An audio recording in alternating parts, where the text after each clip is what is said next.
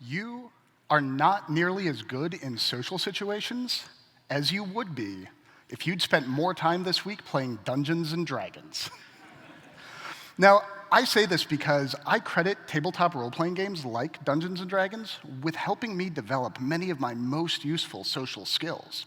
And there's research to back that idea up. But you may only be familiar with games like these through seeing them played on Stranger Things, or hearing about celebrities like Vin Diesel and Stephen Colbert, having them as these lifelong nerdy passions. If you're not familiar, tabletop role-playing games are these inherently social games that we play, where a group of friends gets together to put on the roles of characters in a kind of shared narrative. There are some rules and some dice to give it a game structure, and one person usually plays a referee just to help move things along. But the most important aspect of these games is that social one, the putting on of a character and acting it out for your friends. It's actually something that behavioral psychologists call social play. And they study it in kids as one of the primary ways we develop social skills when we're young. Social play is any kind of play that is structured, done with others, and has large elements of pretend. Now, the social play that we do in tabletop role-playing games is a little bit more nuanced than when you play firefighter or astronaut as a kid. And as an excuse to do silly voices on stage, I'm going to give you an example of that in context. All right, so the first character that I ever played was a fighter from the backwoods named Sun. Standard interaction with him would go like this. He'd walk into the bar, and the gnomish bartender would go, "Oh, take a seat anywhere, son." "How did you know my name?" Your name is Sun?" Yes, how did you know that?" I didn't. How did you get a name like Sun?" "It's what my father always called me." And there would be some laughter and some groans, but that's how I would play out the character of Sun for my friends. Now, we leave that kind of play behind as adults, but it is one of the best ways to develop our social skills. We get to put on these personas and practice them through play. Just like I got to put on this persona of Sun, much more confident than a young, quiet teen me. And practice comes with fewer consequences if you don't get it right. I promise you that the Sun voice I did today is far more convincing than the one I did in my late teens.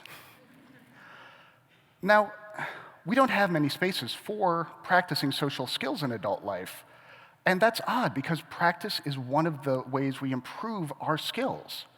Can you imagine practicing guitar, but only on stage to a packed audience? That wouldn't be a comfortable place to learn guitar. But those are exactly the kind of live situations we're expected to practice our social skills in. Thankfully, if you're nerdy, tabletop role-playing games are a great way to do that kind of practice. And they mirror real-life social situations much better, even though we're doing them in these kind of fantastic settings. Don't believe me? All right. Imagine you're playing a 60s spy-themed game, all the tropes of 60s spy movies. And you want to do a good job, so you put on your best, cool and confident Sean Connery James Bond. But somewhere along the way, you end up a little closer to the bumbling and fumbling Maxwell Smart of Control. Missed it by that much. That's okay. This is a game. There isn't an expectation to be perfect. But apply these paradigms to a real-life situation, like having a networking meeting for somebody who could recommend you for your dream job, and there's a whole different atmosphere to it. You put on your best, "I got this, I'm going to go out there and get this," and you start stammering and stumbling, and you're probably not making a great impression. And they're probably not recommending you for that position. Now, you probably tried to practice this by having an imaginary run-through in your mind, but that lacks the social element. That lacks any feedback or chance to refine it.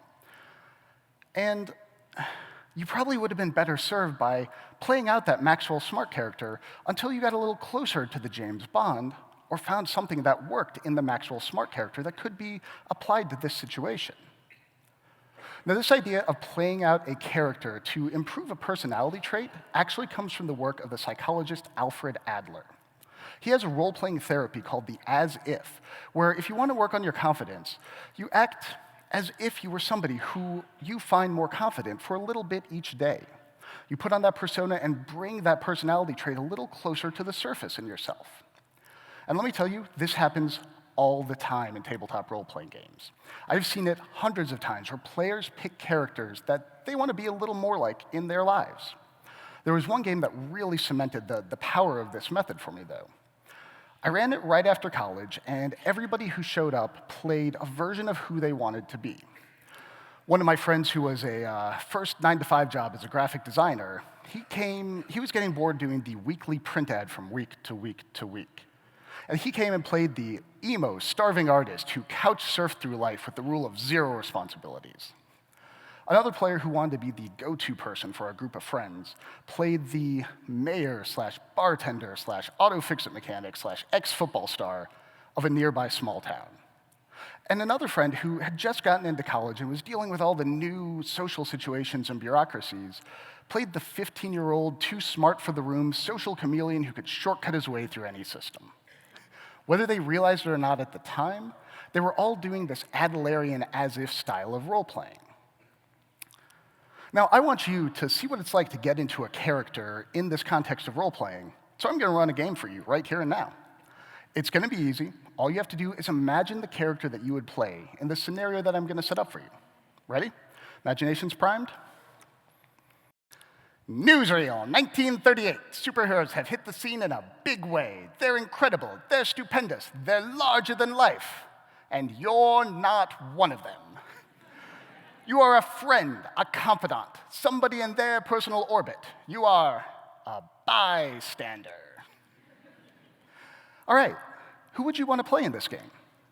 What do they look like, and how does their voice sound when you imagine yourself speaking it? If you had to describe this to the person next to you, what would be the most defining trait that you would lead with? Look a little deeper at that character. What personality traits do they have that you might like a little bit more of in yourself? Every time you played that character, you would be practicing and bringing those a little closer to the surface in yourself. And that's where the magic of these types of games happen. We get to use play to practice our skills in a space that's much more comfortable than any other that life presents to us. And these games are easy to get into. Find one that's narrative-focused or rules-light, and you'll be up and running within minutes. Because of doing social play in tabletop role-playing games, I'm much better at switching gears and keeping up with a multitude of conversations. I'm better at interviews now because I can really draw up and highlight a particular aspect of myself for the interviewer to see.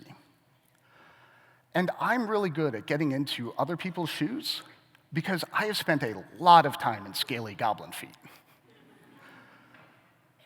Practice is essential to perfecting any skill. And our social skills are never not going to be useful in life. Rolling dice and doing silly voices with your friends is far and away one of the best methods we have to really refine our social skills. Thank you.